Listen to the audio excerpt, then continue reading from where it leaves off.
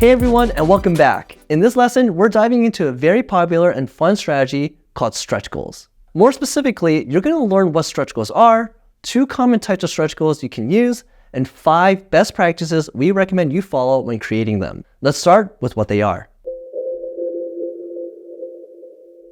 Just like the name suggests, stretch goals are funding targets that stretch beyond your initial Kickstarter funding goal. You define what your targets are, and when your campaign hits those targets, something is unlocked for your backers. The thing that's unlocked can be anything you want, but popular items include extra add-ons, upgraded materials, more color choices, or additional content. For example, let's say that your funding goal in Kickstarter was $1,000 and you reach that goal. You could then introduce a stretch goal at $1,500 that, if reached, would add a free gift to all your pledges. Once you raise $1,500, the stretch goal is unlocked, and backers will expect to receive that free gift along with their pledge. I want to make it clear that stretch goals are completely optional. You do not need to have them, but they can be a great way to keep your campaign engaging after you hit your funding goal. So knowing how to effectively use them can make an impact on your project's total level of success. Now that we know what stretch goals are, let's talk about the 2 most common types of stretch goals. Generally speaking, there are 2 main types of stretch goals that we see used. The first is what we call a standard stretch goal. This is the most common type where something is unlocked once your campaign hits a certain funding target. For example, let's look at the standard stretch goal used on the Giver Old Faithful campaign, which had a funding goal of $22,000. Their campaign had blown past their funding goal, but they wanted to keep the excitement going.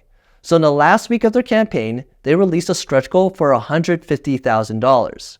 Because their campaign raised over $157,000, the stretch goal was unlocked and all the backers received a free neck koozie and die cut sticker with their pledge. The second stretch goal is what we call a social stretch goal. Instead of setting these around a funding target, social stretch goals are based on hitting certain metrics on social media platforms, such as reaching a certain number of followers or getting a set amount of posts with a specific hashtag. For example, check out the social stretch goals on the Bonnie campaign, which had a funding goal of $5,000. As you can see, once Bonnie hit their funding goal, they had 4 different social stretch goals that could be unlocked by doing things like getting 1,500 followers on Instagram or having 30 people share selfies in a botanical garden on social media. These are both fun for people to do and help get the word out about Bonnie. Now, it's important to note that you can have both standard stretch goals and social stretch goals.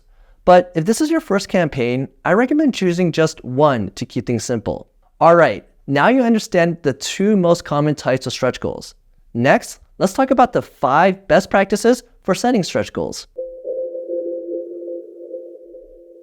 By following these best practices, you can reward your backers for engaging with your campaign without putting yourself at risk of promising too much. The first tip is to know exactly how much each stretch goal will cost you. That means talking to your manufacturing and fulfillment partners to know your costs down to the cent before you set up any stretch goals. This is very important. You want to make sure that your stretch goal rewards aren't going to make you lose money, especially if including them will change the product size or weight in a meaningful way when it comes time to ship your rewards. Second, ask your backers what stretch goals they'd like the most. Don't guess what your backers will find most interesting.